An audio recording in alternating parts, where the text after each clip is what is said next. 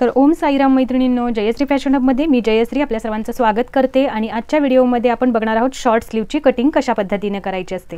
या अगोदरच्या व्हिडिओमध्ये आपण लॉंग स्लीव्स कशा पद्धतीने पॅटर्न्स तयार करून ठेवायचे आहेत याचा डिटेलमध्ये व्हिडिओ बघितलेला आहे। एक म्हणजे टी शर्ट पॅटर्न आणि दुसरा रेग्युलर पॅटर्न।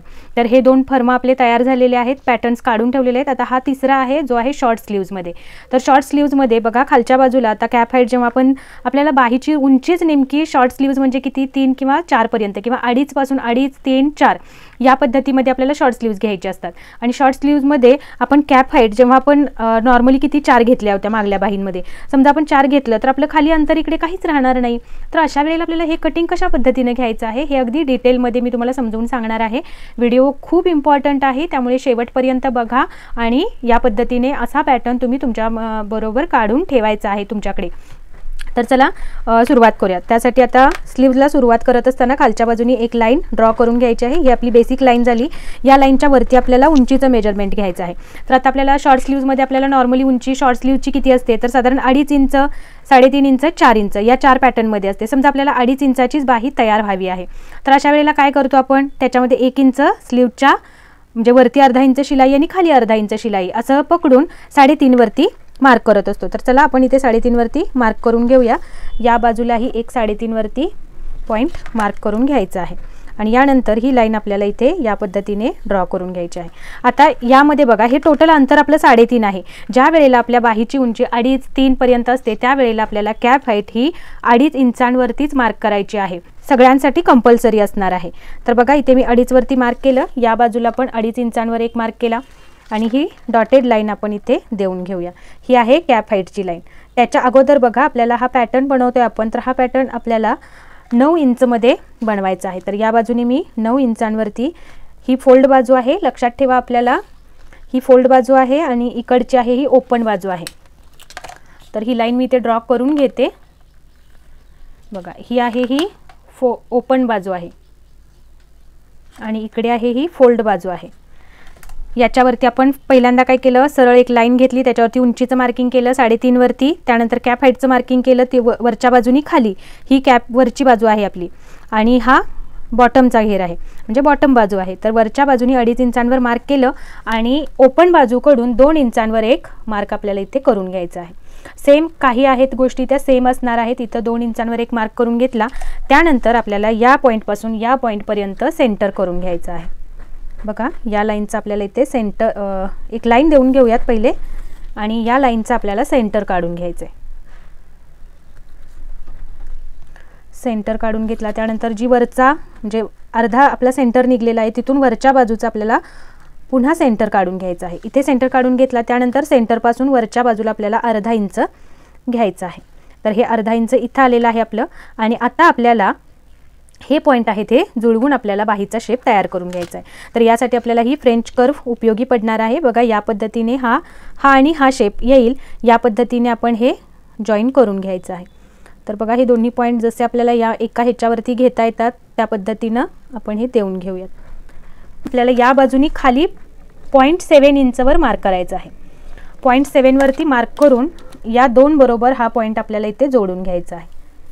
हा जोडून घेतला, आता आपल्याला हा पॉईंट याच्याशी जुळवून घ्यायचा आहे। तर हा कसा घेता येईल हे व्यवस्थित बघा, या पद्धतीने आपण ही पहिला कर्व पट्टी आहे ही ठेवून घ्यायची, ती कुठे ॲडजस्ट होते बघायचं आणि त्यानंतर ही लाईन आपण ड्रॉ करून घेणार आहोत। तर या पद्धतीने आपला हा बाहीचा शेप होणार आहे। तर आता तुम्हाला यामध्ये मी तुम्हाला बऱ्याच मैत्रिणींचा प्रश्न होता की ही बरं पहिला हे पुढचं घेऊयात, नंतर मी तुम्हाला बाही कशी याच्यामध्ये सेट करायची आपल्या पेपर कटिंग म्हणजे आपण जे ब्लाऊज कट केलेलं असतं त्याची याच्यामध्ये कशा पद्धतीने सेट करायची हे पण दाखवणार आहे। म्हणजे तुमच्या बऱ्याच प्रश्नांची उत्तरं तुम्हाला मिळतील की आपण फक्त पॅटर्न तयार केला पण ब्लाऊजवर कसा घ्यायचा, तर हे तुम्हाला मी या व्हिडिओमध्ये तेही डिटेलमध्ये दाखवणार आहे की कशा पद्धतीने आपण घेणार आहोत।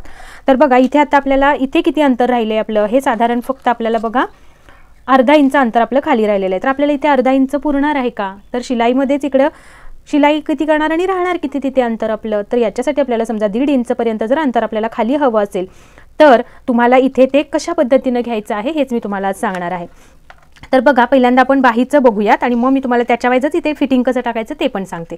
तर समजा आपला जसं मी तुम्हाला पाठीमागच्या आपल्या पहिला जो व्हिडिओ टाकलेला आहे मी त्या व्हिडिओमध्ये जेव्हा मी प्रिन्सेस कट ब्लाऊजची बॅक आणि फ्रंट कटिंग दाखवलेलं आहे तर तो व्हिडिओ तुम्ही नक्की बघा, त्याची लिंक मी तुम्हाला डिस्क्रिप्शनमध्ये देते. राजाराणी कोचिंग क्लासेसच्या वाईज आपण कटिंग घेतलेलं आहे. तर त्याच्या वाईज आपण जेव्हा फ्रंट BACK बॅक आणि फ्रंट मुंडा आपण मोजतो त्यावेळेला त्याचा किती आला होता, साधारण आपण अंदाजे घेऊया. इथे बॅक आली होती आपली 9.25 असं समजूया आणि फ्रंट आला होता 9.00 समथिंग असं काहीतरी आलं होतं. बॅक नेहमी जास्त येते, फ्रंट थोडासा कमी येते त्याच्यामध्ये. तर बघा या पद्धतीनं मेजरमेंट आलं. तर याच लाईनवरती, याच्यामध्ये आता बॅक आणि फ्रंट दोन शेप नसणार आहेत, याच शेपवरती आपल्याला मी तुम्हाला दाखवते की कशा पद्धतीने आपण मोजायचं आहे. तर इथून आपण टेप फिरवत आपल्याला जिथं 9.9 येत आहे तिथे मार्क करायचं.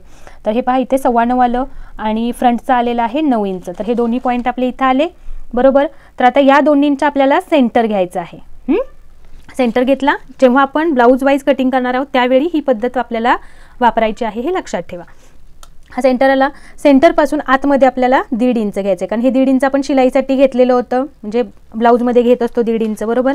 आता या लाईनपासून खाली आपल्याला 1.5 इंच अंतर हवं आहे आपल्या ब्लाऊजमध्ये, स्लीव्जला तयारमध्ये. तर आपण काय करणार आहोत, इथे 2 इंचांवर मार्क करणार, कारण अर्धा इंच आपल्याला खाली शिलाईमध्ये जाणार आहे बरोबर.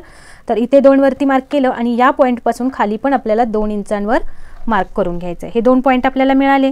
यानंतर ही जी आपण बेसची लाईन आखली होती, जिथून आपण उंचीचं मार्किंग घेतलं, त्या लाईनचं आपल्याला सेंटर करायचं आहे. तर इथे सेंटर घेतला. या सेंटर पॉईंटपासून आता आपल्याला या बाहीचा शेप बघा या पद्धतीने इथे मिळवायचा आहे. तर हे 2-3ही पॉईंट आपले जसे येतील त्या पद्धतीने आपण हे यामध्ये कर्व शेपमध्ये देऊन घ्यायचे आहेत.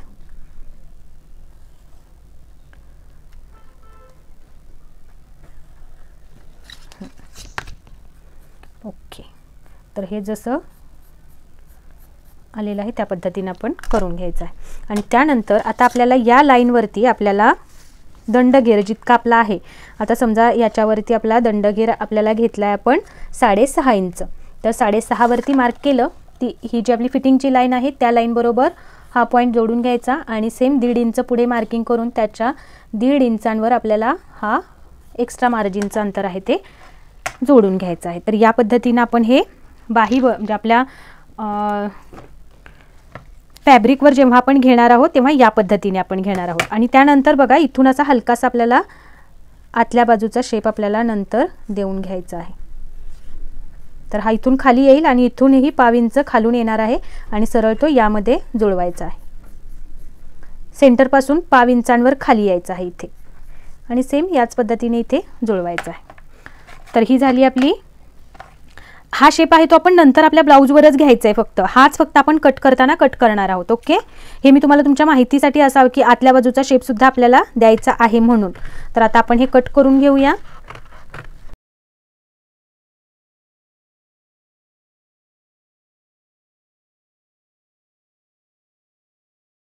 या पद्धतीने आपली बाही तयार होणार आहे. म्हणजे ही बाही उघडल्यानंतर आपल्याला ही या पद्धतीने असणार आहे. हा बरोबर हा असा कर्व शेप येणार आहे आणि हाताला सुद्धा बाजूला खूप छान असं याचं फिटिंगही बसणार आहे. आणि हा आतल्या बाजूचा शेप तुम्ही आत्ता दिलात तरी चालेल, नंतरनी कट केलात तरीही चालू शकतो. आपण हा कट करणार नाही आहोत, आपण हा ज्या त्या वेळेस बाही वाईजच आपण हा कट करून घेणार आहोत. तर या पद्धतीने आपली ही स्लीव्स तयार होणार आहे. तर चला, आजच्या व्हिडिओमध्ये इतकंच होतं. पुढच्या व्हिडिओमध्ये आपण भेटूया अशाच माहितीपूर्ण व्हिडिओ बरोबर. तोपर्यंत ओम साईराम, काळजी घ्या स्वतःची. भेटूया पुढच्या व्हिडिओमध्ये.